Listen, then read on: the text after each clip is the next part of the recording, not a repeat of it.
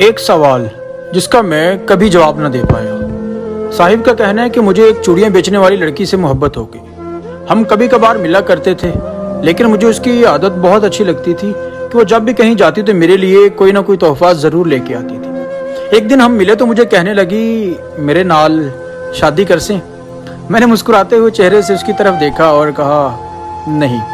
تو کہنے لگی کہ مجھے پتا ہے کہ تم مجھ سے شادی کیوں نہیں کرنا چاہتے، لیکن مجھے ایک سوال کا جواب ضرور دیں کہ میرا کیا قصور ہے کہ میں ایک چوڑیاں بیچنے والے کے گھر میں پیدا ہوئی۔ میرے پاس جواب تو نہ تھا، لیکن مجھے ایسا لگ رہا جیسے میرے پیروں تلے سے زمین کھسک گئی کہ میں اسے کیا جواب دوں۔ خیر کچھ دن گزرے، مجھے کہنے لگی کہ مجھے اپنے آبائی گاؤں جھنگ واپس جانا ہے۔ تو میں نے بلا جھجک کہا کہ ٹھیک ہے تم چلی جانا جب جانا ہوا۔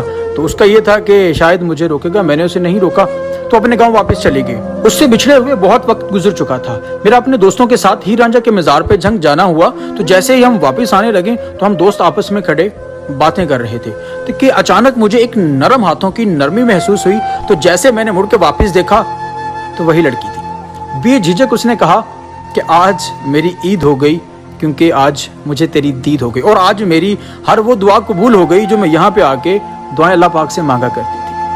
اس کی سہیلیوں کے کہنے پہ مجھے پتا چلا کہ یہاں پہ آ کے ہر روز یہی دعا کیا کرتی تھی کہ یا اللہ مجھے اس کا دیدار کروا دے، مجھے اس کا دیدار کروا دے۔ اور وہ اتنی بے تحاشا خوش تھی کہ جیسے اس کی خوشی کا کوئی ٹھکانہ نہیں تھا۔ ہم جب واپس جانے لگے تو اس نے ایک بات کا اصرار کیا کہ اب تم جب یہاں تک آ چکے ہو تو اب میرے ساتھ میرے آبائی گاؤں ضرور چلو۔ میرے بارہا منع کرنے پر وہ لڑکی باضد ہو گئی کہ نہیں نہیں، تم یہاں تک آئے ہو، میرے ساتھ میرے آبائی گاؤں ضرور چلو۔ خیر دوستوں نے بھی کہا کہ چلیں اب یہاں تک آ گئے ہیں تو اس کے ساتھ چلتے ہیں۔ بالآخر ہم نے اس کے گاؤں جانے کی حامی بھر دی۔ جب ہم نے حامی بھری تو اس نے پیار بھری نگاہوں سے میری آنکھوں میں آنکھیں ڈال کر ایک سوال کیا کہ مجھے آج تو اس بات کا جواب دے دے کہ اس میں میرا کیا قصور ہے کہ میں ایک چوڑیاں بیچنے والے کے گھر میں پیدا ہوئی۔ ہمیشہ کی طرح میرے پاس اس کے سوال کا کوئی جواب نہ تھا۔ میں نے اس کی طرف پیار بھری نگاہوں سے دیکھا اور کہا کہ چلو تمہارے گاؤں چلتے ہیں۔ وہ بھاگ کے گاڑی کی فرنٹ سیٹ پہ ایسے بیٹھی کہ جیسے اسے دنیا کی ہر چیز مل گئی ہو۔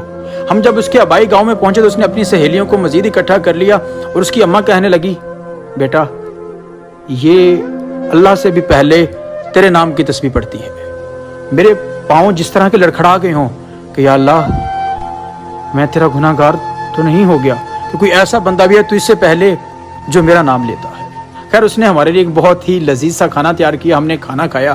کھانا کھا کے جب ہم واپس نکلنے لگے تو اس نے اصرار کیا کہ کچھ دن رک جاؤ۔ خیر ہم رک نہیں سکتے تھے، ہمارے پیچھے کے بہت زیادہ کام تھے، لیکن جب ہم واپس نکلنے لگے تو اس نے پھر سے ایک سوال کیا کہ اب جا تو رہے ہو، مجھے ایک سوال کا جواب دے دو کہ اس میں میرا کیا قصور ہے کہ میں ایک چوڑیاں بیچنے والے کے گھر میں پیدا ہوئی۔ اور یہ بندہ کیا جواب دیتا جو اس کے بارہا پوچھنے پر اسے کوئی جواب نہ دے سکا تھا۔ بالآخر میں واپس آ گیا۔ کچھ وقت گزرا تو مجھے اس کی کمی محسوس ہونے لگی۔ مجھے اس کی یاد آئی تو میں اس کے گاؤں جھنگ چلا گیا۔ جب وہاں پہنچا تو مجھے کہیں دیکھنے پر وہ ملی نہیں۔ اس کی ماں سے اور اس کی سہیلیوں سے میری بات چیت ہوئی تو انہوں نے کہا کہ جب تم یہاں سے چلے گئے تھے تو اس نے کھانا پینا چھوڑ دیا تھا، وہ بہت بیمار ہو چکی تھی۔